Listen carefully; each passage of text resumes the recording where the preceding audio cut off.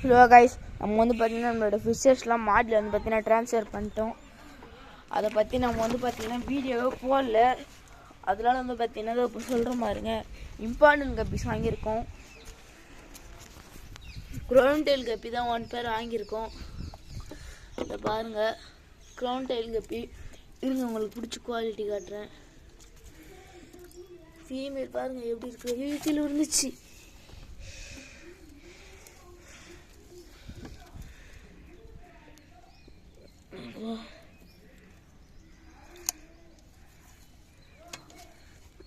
பாருங்க கைஸ்,